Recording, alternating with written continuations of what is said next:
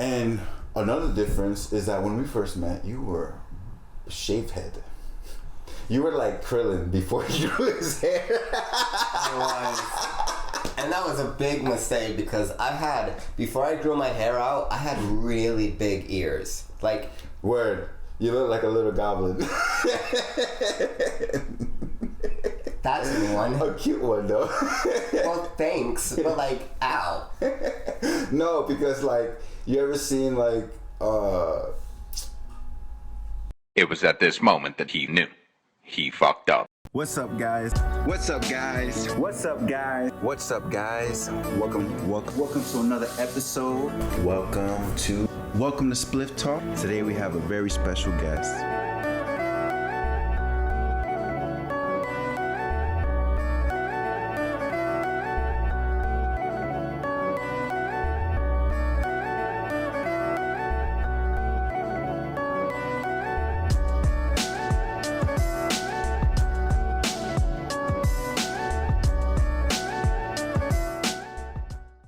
What's up, everybody? Welcome back to another episode where I got another friend that I'm going to be interviewing, my friend Joel. Hi. And I'm your host, Lucifer. Today we're going to be talking about friendship. Friendship. As you can see, I already am halfway through my spliff because I was smoking earlier. I was getting my ass whooped by Joel just now in Mortal Kombat. That indeed happened, yeah. I was testing him through initiation to see if he mastered the character of Sindel. Safe to say he couldn't beat my main, Jade, but he did whoop my katana. I whooped all of his other mains. Let's just put it that way. Yeah. When I play Jade, it's hard for me to it's hard for people to beat me. Her time will come. It's inevitable. It's inevitable. You know what's crazy though? You have beaten me. When I play Jade, you beat me with katana. That's because I button smashed. Yeah, exactly. So. He gets lucky with them fucking combos. Button smash. I feel he panics and like by some miracle, it's like drawing the last Yu-Gi-Oh card. It's like magic happens. Doom. But hit all right the buttons. At the same time, I feel like all those enemies that you face and like the fucking whatever the hell the towers, when they were just like constantly doing the same shit, I feel like they were button smashing. I feel like they were button smash. So today we were kind of, what would you call it, farming for Sindel gear in the Tower of Time. Which no luck. And no, before that. Oh, but even before that, I was doing it for other characters too. Yo, the Tower of Time is full of assholes, bro. Like these AIs that you be fighting, like they just be on some bullshit. The worst one that I want to talk about is Cassie. That's what I was thinking. We should have recorded the gameplay for that to show off. Bro, all that bitch did was pick up her phone and send the fucking robot after and then you had fireworks coming at you, which was funny because you died to fireworks. Like for real, like I don't like to. I usually don't block when I fight. So like during that fight, it took me like 10 deaths before I finally like started blocking. Until you learned. Yeah, right. That's how I beat her, just by blocking and spamming like a certain combo just to fucking get her off her fucking stage. It was kind of hilarious. High horse. Hell.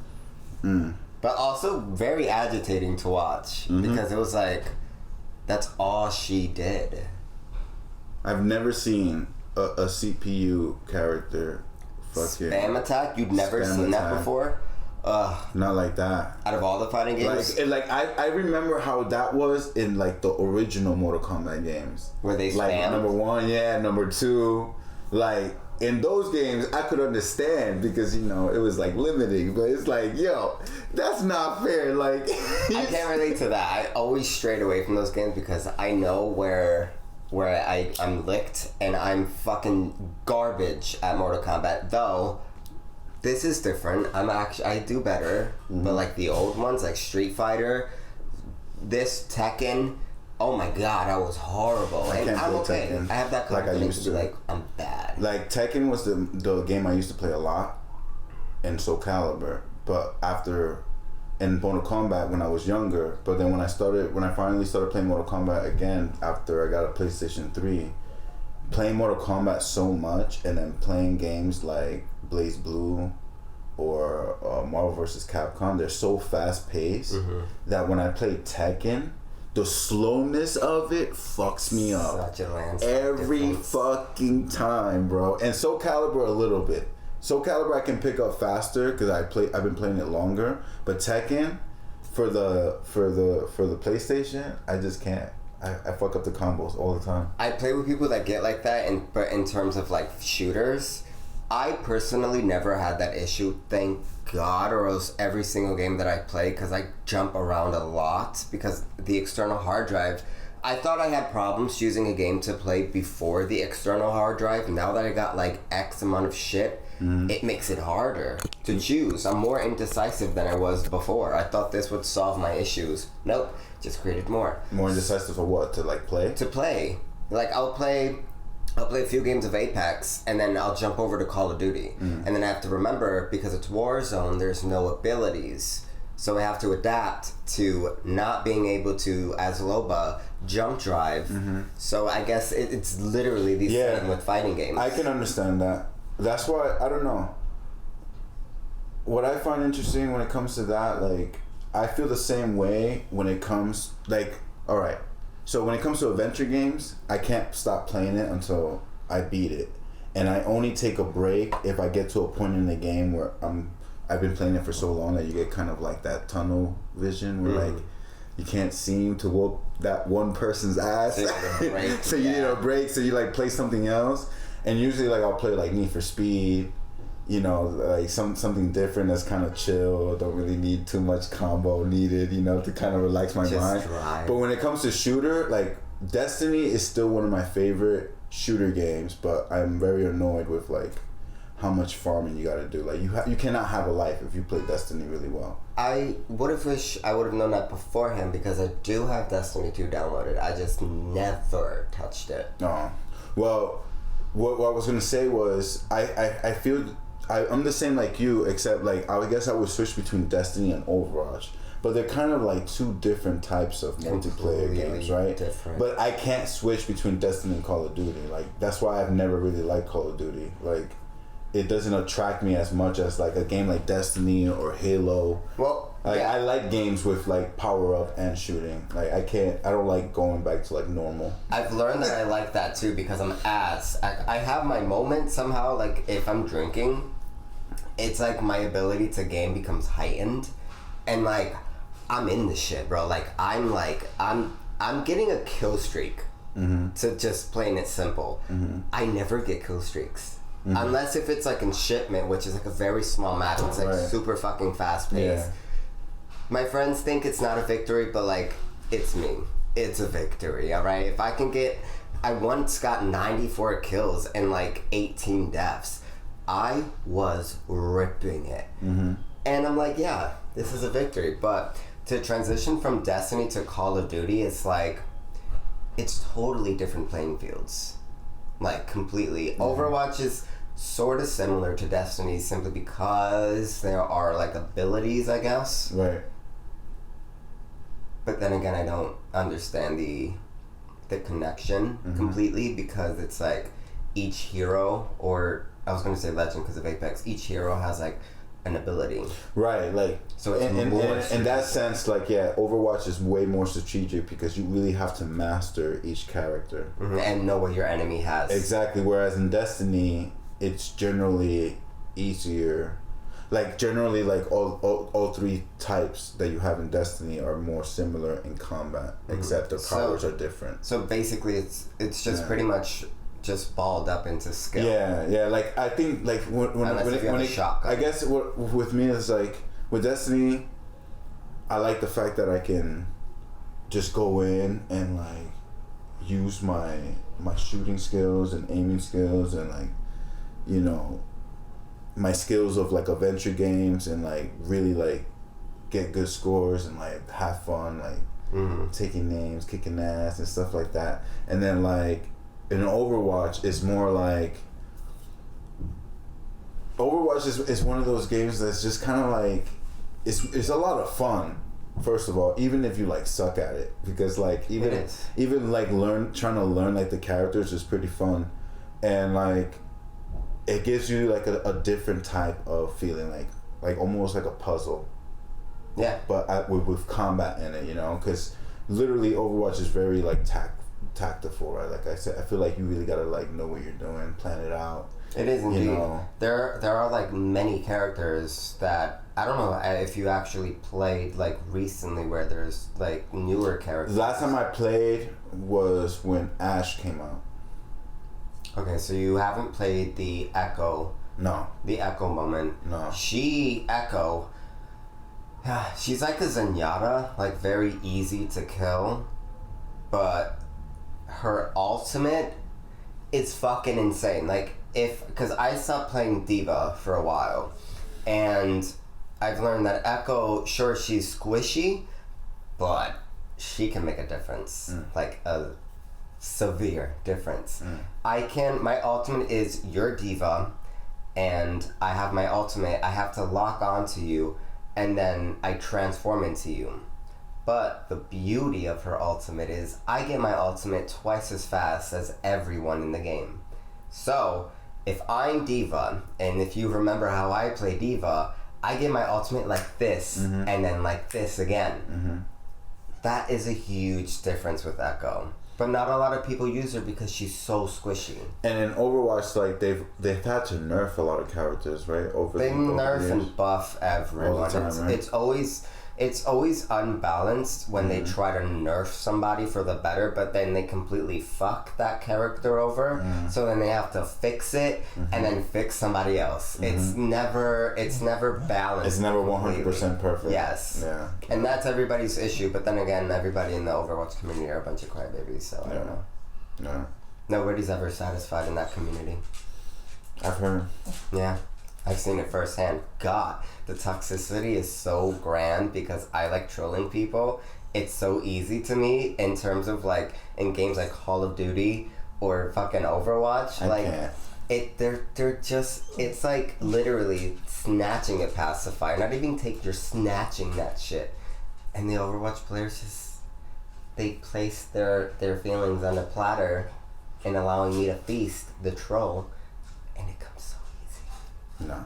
Like that. I can't help myself. No. But we're gonna get off the top of the games, but check out a video we'll be putting out soon of me and this guy playing what we did Mortal Kombat. We played his favorite game, Dead or Alive, at 5 rounds. He almost made a mockery of me.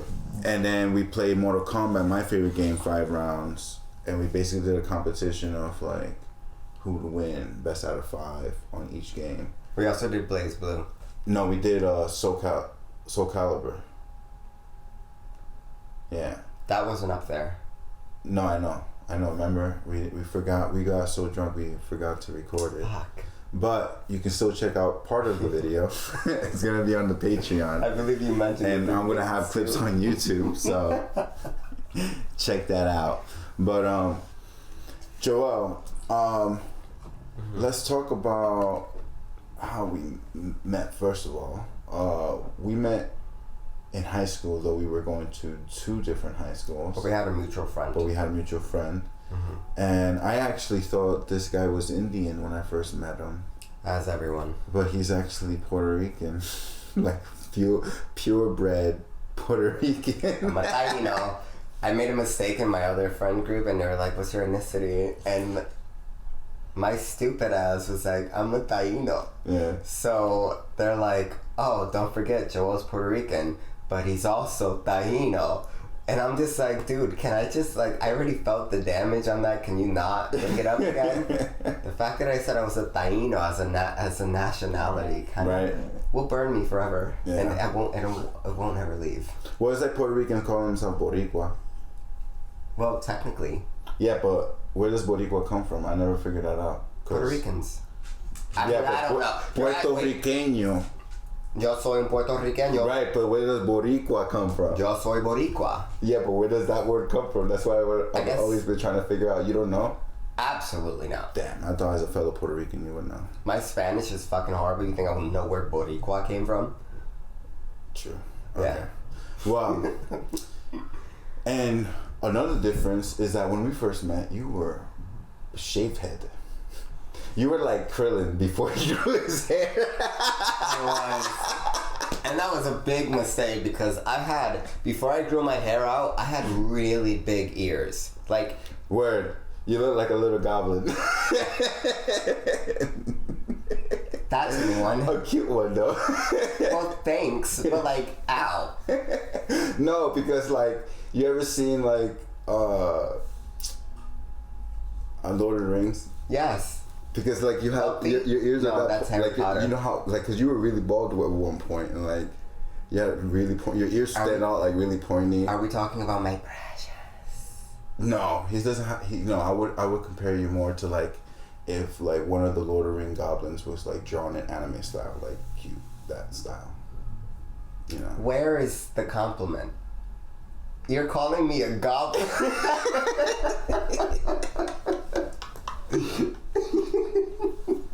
I'm an anime goblin. It's still a goblin. Honestly, it's better than Dumbo. Because I'm technically an elephant to my brothers. I have a better comparison. You know who else looks like a goblin? Beast Boy. No. Yes, he does. He's just green with big... Maybe. I'll take that out of everything I've heard. And I heard a lot of shit about my ears. The only ones that I can remember are now this one, a goblin, an anime goblin, and Dumbo. I'll take Beast Boy. My brothers used to compare me to Dumbo. They used to call me Dumbo too. They also used to call me Mowgli. You know what they used to call me? Rubber lips, but in Spanish, Bembe Goma. What does that sound funnier? Right? Bembe Goma. It's fucked up. Like, can you imagine me as a fucking kid? Like, I got these cute ass big lips, and like all the boys calling me Bembe Goma. They call you rubber Bembe lips. Goma. Making me feel insecure about having big lips. It's like, So, damn, you want to kiss me? Is that why you fucking like jealous? They take like a piece of paper and like attach your lips and kind of try to sling it. No. I used to do that to myself. All of that was a joke. What? For Yeah, real? when I was in 4th grade, I used to do the whole thing where you lick the paper, put it on your lip, and I to see if it would rip my skin off. And it did. So like give yourself a self paper cut. I bled a lot, like when I did it. Like it was like completely torn. That's called self. There was like a big piece of my lip, like skin right there. That's literally called self-inflicting a paper cut. What the fuck? Yeah. No, I've actually self-inflicted myself with a paper cut too. I mean, it's okay. Like I was one of those kids that was like, really, that happens when you do that? Oh shit! It's such a strange feeling. Like it doesn't hurt. No, but it stings like a motherfucker after. Well, yeah, it stings, but it doesn't hurt. Word. Go At lay least down. for me. Go lay down. Go lay down. She just stared at you with those big eyes. I know. But it's okay. It's because she sees us moving our hands a lot, and then she's always like, "You want to play?" That's potential for scratching. Oh, your hand is free? Come, I'm gonna scooch my butt over here. I'm happy she didn't come over here because I would have felt compelled to like. Yeah, I know. Like that's why. Yeah. Anyway, Perhaps I shouldn't have. yeah, when we were kids, that's why we were talking about video games so much. Because when we were kids, that's literally like all we did all the time. Like That and Yu-Gi-Oh. play Soul Calibur and Yu-Gi-Oh. Mm-hmm. Like all the time, and I still have our Yu-Gi-Oh cards, and we were actually talking about that the other day. Which my deck got wherever it went. It mixed in the pile, which I don't even fucking remember exactly what I had. I know I had spellcasters, but like... Yeah, yours was probably Sorcerer's deck. I know, I still remember the makeup of your deck. I don't. I do. You had, your mains were Chaos Sorcerer, Dark Magician Girl, Dark Red, Enchanter. Then you always had the 3 hats. Mirror Force. The 3 hats. Yeah, the ones. Mystical hats? Yeah, mystical hats. Which... That was the one where you had to like flip a coin. Yeah, because your strategy was always using spell cards to either help you summon sorcerers or switch them around when you were getting attacked. So that Also tokens. yeah, tokens, and you always had a balance of light and dark It's gotta be sorcerers. So that way you could summon your sorcerer faster.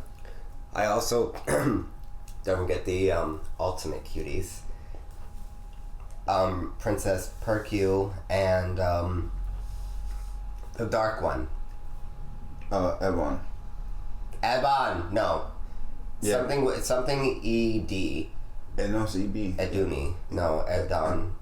Whatever the fuck. I had these two cards where I would play Swords of Revealing Light. And for anyone who doesn't know what that is, Swords of Revealing Light is basically an opponent cannot attack me for 3 turns. I would have these 2 cards, complete opposite elements, dark and light. One, the light, gave me 300 life points for every monster on my side of the field. The dark version, my opponent loses 400 life points for, I think it was for all monsters on your side of the field. Mm-hmm. And it was fucking magic. It was fucking annoying. It was magic. Well, anyway, enough My being dorks and spellcasters. nerds. We're not going to Magic. get into Yu-Gi-Oh! Philosophy right now. Oh, my lord. But it just goes to show we've known each other for a long time. Since 2010.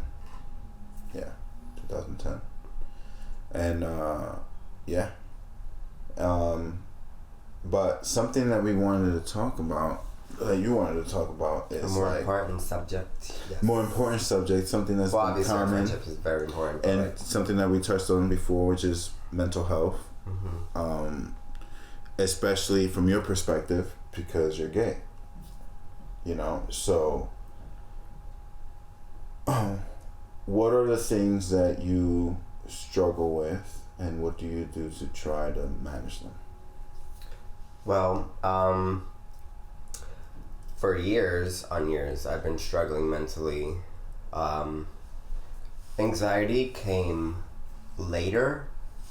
I feel like because of the volume and the years piled onto depression, kind of eventually manifested anxiety for me. And it happened when I smoked and then I drank. And that never happened to me. It's always the opposite. I drink and then I smoke because the weed blossoms the intoxication, and I'm more bubbly and friendly and just like, okay guys, let's do this. I did it backwards. Just tried it. That day, I don't remember exactly what day it was, but Jesus, I won't ever fucking forget the nightmare that I created for the people that were with me. Do you remember Mookie? Yes, he was very much into parkour at the time. And I remember, yeah. And I might be tiny and out of shape, but I can fucking climb. I can jump fences. I can go. I remember. If I need to. I call it a mouse backed into a corner. The mouse becomes, you gotta do what you gotta do. Yeah, or squirrel. Or squirrel, I guess. That was better. Ew, I just call myself a mouse. But mices are cute. Anyway. So I got really, it was bad. It was just really bad. And there were issues brewing in the group, so that anxiety manifested from that moment. And from there, I noticed for months, maybe 3 years, whenever I'd smoke, I would get super anxious. All of that's changed now, fortunately, because I've learned to grow myself, and I learned to step out of my comfort zone and my darkness in order to feel something. But being gay and still struggling somewhat with mental issues, I'm not out of the wet works yet. I'm on my way. It's progressive. It's a process. Right. And it's very fucking hard. Like it might look simple on the outside of the surface, but internally it's like a never-ending ship battle that both ships are yours and you're just shooting at yourself and you're destroying both ships. And one ship is your happiness and the other ship is depression. And sometimes the happiness ship doesn't win and the depression ship does. So that becomes overcoming. Well, you want to be in the video too? Go lay down, princess. Go lay down. thought the table would work. No, she's stubborn. Go lay down. We'll play later. Go lay down. Go. She just stares at me like a stubborn child. She's like, excuse me. Always. My hair I can't wait for my sister to pick her up. I love her so much. She's so cute. You're very right. It is a balance. Not a balance, a battle. A battle, but also a balance. Yeah. Yeah. Yeah, you're right. You said battle. Why I said balance? I don't know. It's the weed. Anyways, Princess threw me off. But continue what you're saying. So pretty much it's just like a never-ending war. Mm-hmm. And, you know, sometimes the war is victorious, like on the brighter side. But also, I've learned over the years that as sad as it may seem, and people might think otherwise, that, you know, once when you're done with depression, it's gone. No, if you've dealt with depression your entire life, it kind of becomes something you know. Something you manage. Yeah. A familiar face. You put it in a box. Yeah, like Pandora. Yeah. Except my Pandora is much cuter and has nicer hair. Yeah. So it's kind of like that. Yeah. Sometimes the box opens, Mm-hmm. and you have no control, Mm-hmm. because everything is just Too much. yeah. That's why I like using the box analogy, because like the way I've thought of it is all of this stuff that I've been dealing with, I have put in a box, right? And like after, you know, now that I've always gone to therapy, but now that I actually have, for the first time in my life, an actual therapist who really wants to help me and be there for me, I've noticed my own change in like dealing with one thing out of a time out of that box. So the box feels less heavy. But no matter what, even after you deal with everything in that box is still going to exist. Why? Because it's your past. Mm-hmm. And it's part of the reason why. It's your memory. Yeah, it's your memory, and it's also going to become a strength, because once you deal with all those things, it's because of those things that you become the greater version of yourself. So it's like you can't even necessarily forget it. No. Because it's something like, that's why I never liked that saying. I'm going to go off camera for a second. My hair takes right there. And I want to tie my hair up. It's literally something that's like, this might sound even sadder, but it's something that really stuck with you. Something that was your everyday. Yeah, I mean, that's why I was going to say that I don't like the saying forgive and forget. I never followed that. Because you can forgive, but you'll never be able to forget, because so do you forgive? Yeah, I mean, I feel like there's different levels of forgiveness, you know. There's people who forgive, but, you know, keep distance, you know, because so then what's they know that we're gonna forget, so they might as well just not see it right in front of their face. I feel like that's whole but they kind of let it go. Yeah, but like forgiveness is not only for you, but also for the person who caused you harm.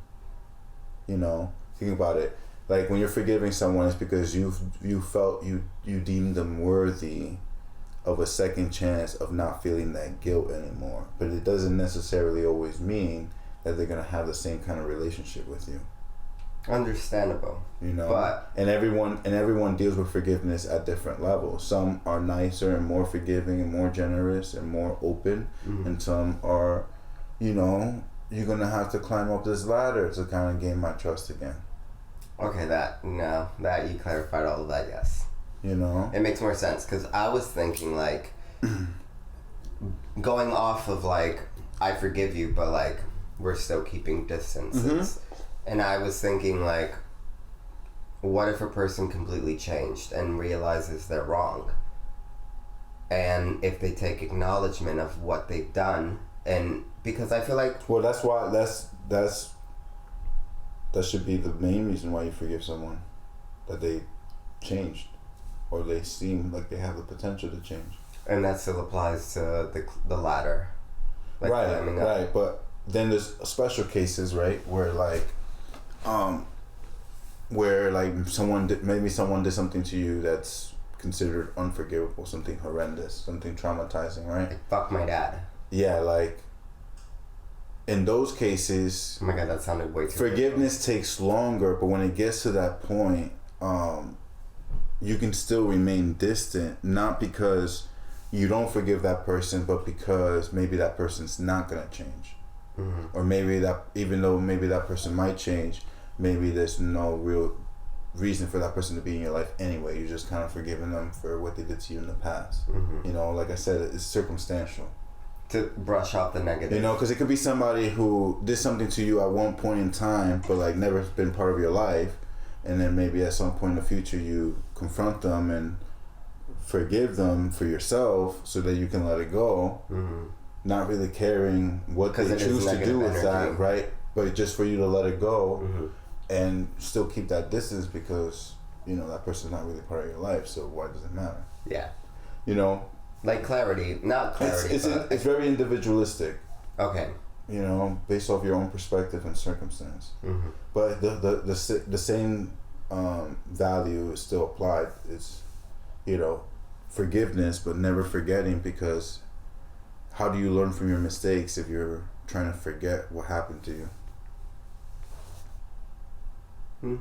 You know, some people who like to forget traumatizing things don't realize that because they're trying to avoid it and suppress it and regret it, there are subconscious things that are affecting them in their habits and their reactions with people in their relationships without them realizing it. Based off of how they choose to forget, avoid, and forget.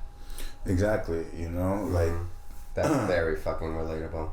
And then I feel like nowadays, people like, I hear more people talking about mental health, but I still don't think that people truly understand the severity of how important it is nowadays. I feel like people do it as a fucking trend.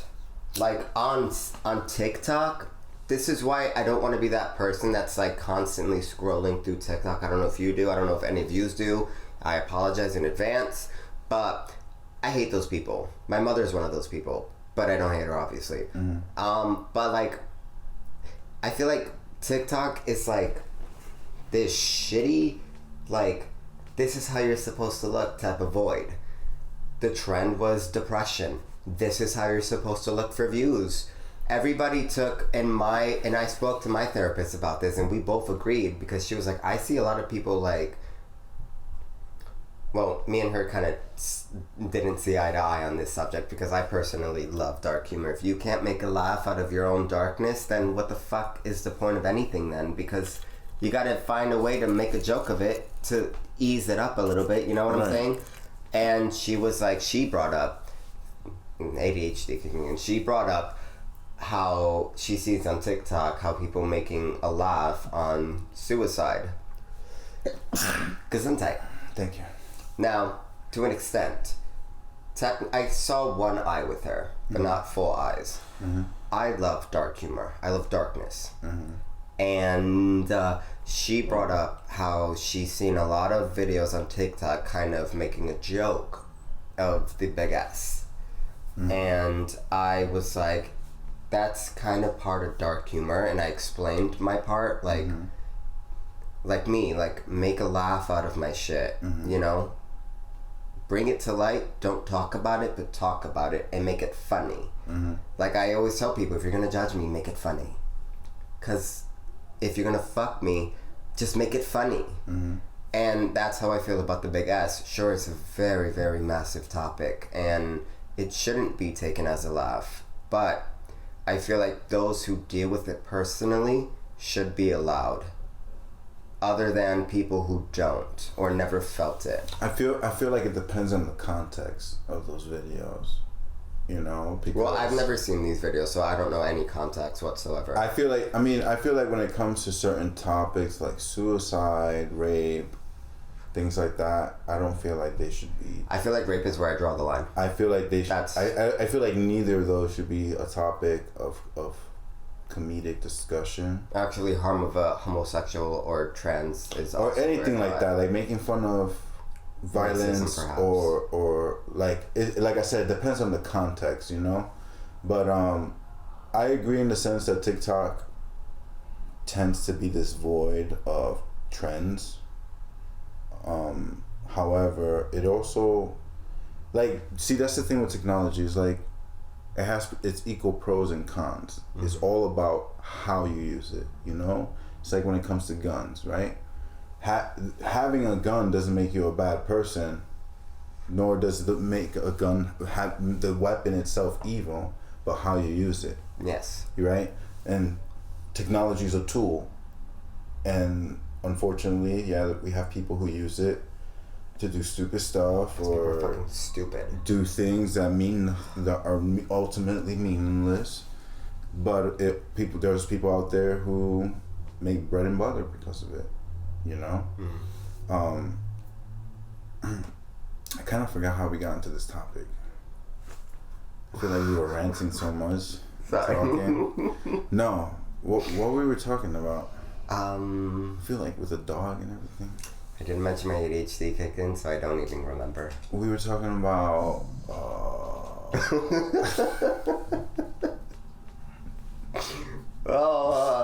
Jesus Christ. What the fuck? Hold on, wait. How we got to the topic of TikTok? I don't know. What were we talking about? Depression. Was it? We were talking about forgive and forget, and then how it's bad to forget. That was a long ass conversation ago. How did we get from there to TikTok? I don't know. Oh, my therapist. Oh, therapy. Oh, that's what I wanted to get to. That TikTok is also therapeutic. You know, being a YouTuber or princess. Go lay down. Lay down. She said, bitch, I got the moves for you. Don't come to me for comfort. You know. Go lay down. You're gonna make me use my freaking strong voice.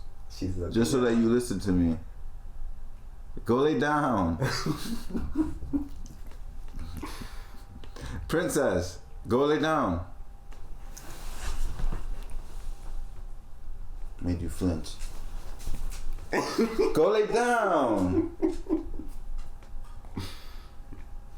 And she's like, what you said, nigga? Later. Excuse me, Missy. But yeah, I feel like stuff like that, like the videos and stuff like that, like it's therapeutic because I feel like a lot of people, like myself, are really lonely. And it's like, wow. Same here, but like I don't. Like have we really come to a point in our lives where we're so bored that we have to watch other people's lives? Yes. You don't find that crazy?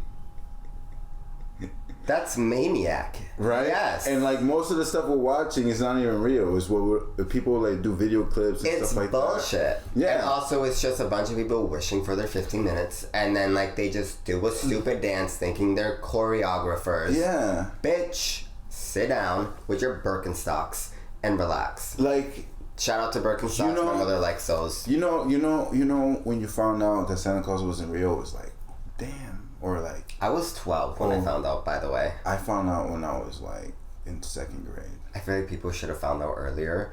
I found out when I was 12. You're lucky. I'm lucky? I was lied to. At least you had your imagination for a little much longer. I have my own. You know, I was daydreaming about Santa Claus and then it was like a bubble got popped. I want to remember when the fucking tooth fairy was a lie to me, and I don't. No, I knew the tooth fairy wasn't real. I tested that theory. Bitch, I got free money. I was like, why is my quarter still here? And my tooth. You got a quarter? I'm so sorry. I got $1. My tooth fairy was like. Well, no, I think. I think I said that wrong because I was I'm high as shit. That's so hard to give me. I meant to say, why is my tooth still here? Because I didn't get a quarter. You know, I put my tooth. Everything you're supposed to get a quarter. Everything I said. But I said, why is my quarter still here? Instead of why is my tooth still here? If it makes you feel any better about your tooth. No, I'm just. Not you're just saying. Sorry, just look over my head. Because I'm fucking still thinking about, I got $1, and then I was told that the tooth fairy isn't real, so every single tooth that I lost, I won't make profit for. So what's the point of losing that fucking tooth if there's not going to be $1 underneath my pillow? You know how much money I would have had? $10.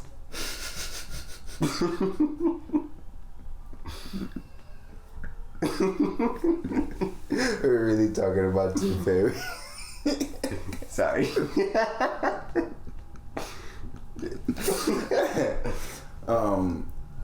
Anyway, what I was trying to get at was that recently I found out that all these pretty women and maybe even the cute guys or whatever, like, it's all bullshit. Like, first I found out that with the guys, right, all those dudes who are like supposed like influencers, like motivating other men, like wearing nice clothes and all this shit, like they rent the fucking Lamborghinis and shit like that. They rent the fucking house just so they can take pictures and videos there.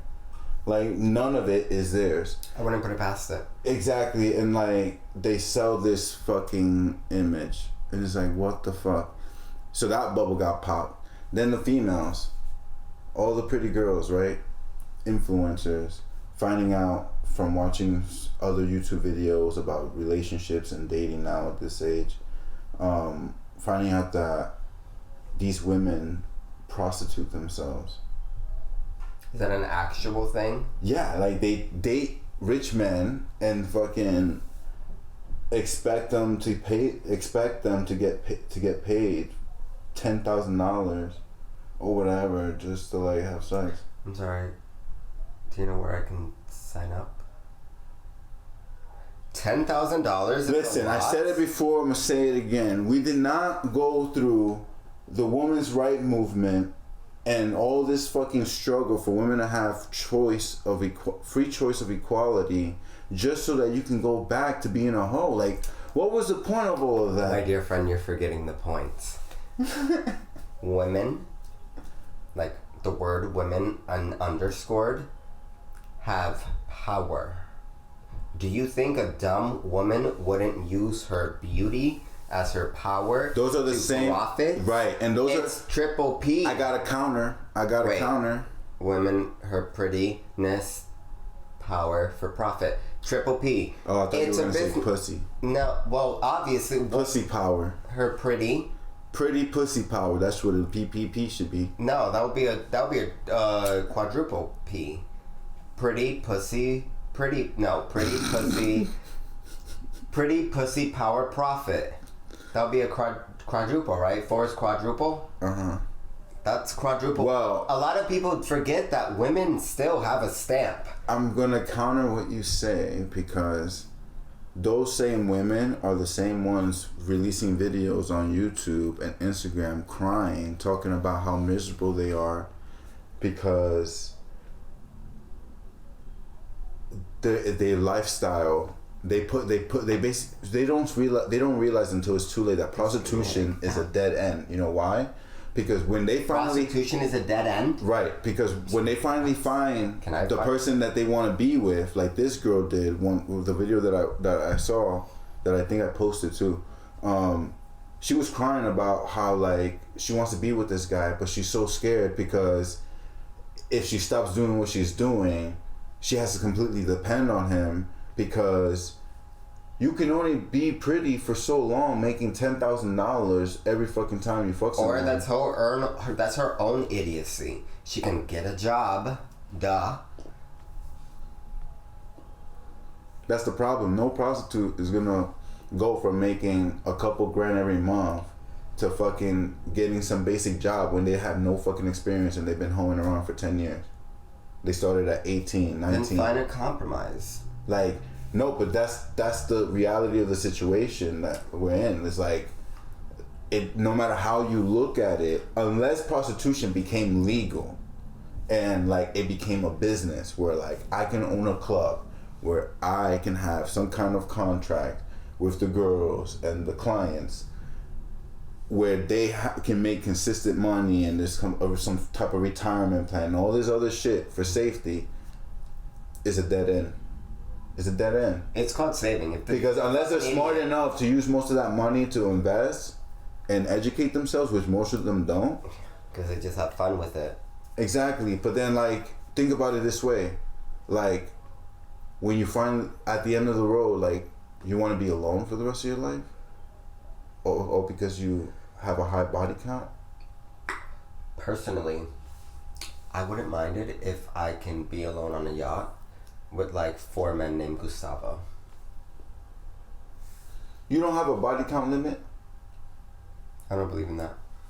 So, you would be with a guy who fucked 200 assholes. A number is a number. I can't... As long as your number doesn't extend, like, increase while we're together, then I'm good. And you won't die, but there are obviously things that need to be taking place. Right. Obviously.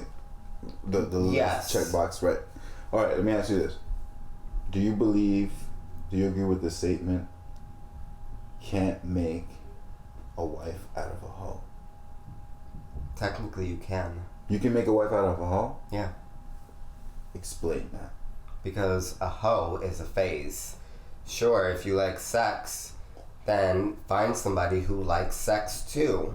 And then be the hoe with your hoe. Who can be a housewife. You know what I call a hoe? A girl with daddy issues. Doesn't everyone? But I'm a hoe because I got mommy issues. And I'm a hoe because I'm not even a hoe. Never mind. People gotta actually apply for this temple. So scratch that. Disregard all of that. Moving on. So,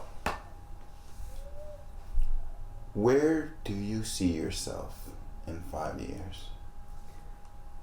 Honestly, before, maybe like a month ago, 2 months perhaps, give or take, 3, if I'm lucky, I would have said absolutely nowhere. Like, fucking nowhere. Like, gone. Possibly, considering my depression. Mm-hmm. But today, my bitch ass is wishing, and fuck a 5-year, I want to see a 10-year. I want things to happen. I want to work for it, and everything's going to be taken in time, so 5 years is not enough. So 10 years, I genuinely wish, and I hope, and I knock on wood, that with this new job that I'm getting, I would be able to better myself for the better, on top of ×2 the better.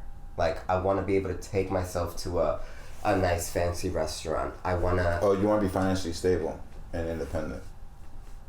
I want to be better. Yeah, like... Everything. Fuck finances. I want to be better. Like, more than what I am now. Because I'm good, but I'm not better. So I want to be, in all aspects, better. So you're still figuring out what you want to... was essentially like your passion? Well, I haven't... Well, photography indeed is my forte. So in 10 years, would you want like your own freelance business, photographer? In 10 years, I want a nice, beautiful apartment with an overlooking view of an ocean that I can give a shit about. You moving to Cali? Ew. There's no nice oceans in New York. There's a lot of lofts and like art in New York, so... But you said an ocean. I can see a painting of an ocean. Oh. But yeah, I thought you meant like a window. Whichever I can get, I can get.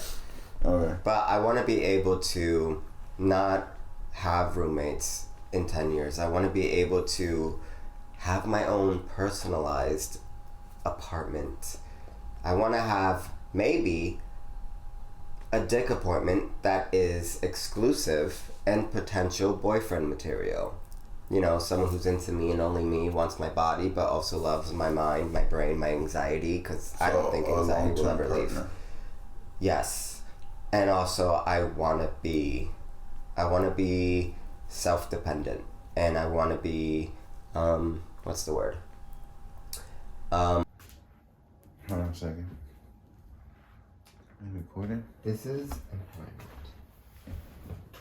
Whoa. Yo, so it got cut off because I forgot to delete stuff and free up some memory. So my bad. Again. Love you. Peace out. Thank you for watching. It literally cut off at the end. You didn't miss nothing. Don't forget to like, subscribe, and comment. Love you guys. Deuces. I did the whole, like, the L thing. Love you guys.